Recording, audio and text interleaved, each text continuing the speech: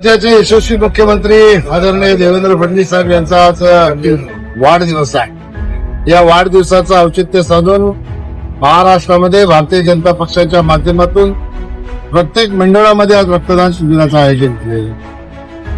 खऱ्या अर्थाने समाजाला प्रेरणा देणारं असं हे कार्य आहे। आमच्या राज्याचे प्रदेशाध्यक्ष रवींद्र चव्हाण यांनी एक अनोख्या पद्धतीचा सन्माननीय मुख्यमंत्र्यांचा वाढदिवस साजरा करण्याचा संकल्प केला आणि सगळ्या पक्षाला आदेश दिला प्रत्येक मंडळामध्ये 100 बाटल्या रक्तदान करून रक्त जमा करून ते पिढीला देण्यात यावं, जेणेकरून रक्ताचा तुटवडा महाराष्ट्रामध्ये पडणार नाही।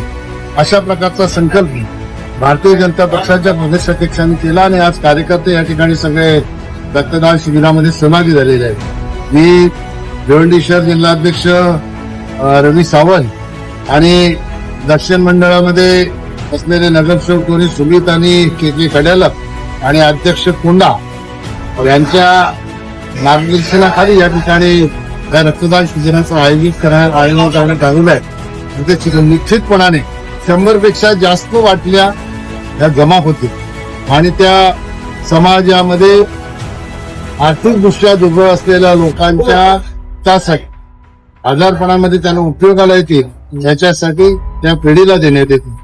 अशा प्रकारचे उपक्रम राबवून खऱ्या अर्थाने 80% समाजकारण आणि 20% राजकारण हा जो भारतीय जनता पक्षाचा संकल्प आहे, ब्रीदवाक्य आहे, त्याप्रमाणे भारतीय जनता पार्टी काम करत आहे। याच्या कार्यक्रमामधून दिसते निश्चितपणाने आजचं हे महारक्तदान शिबिर आहे।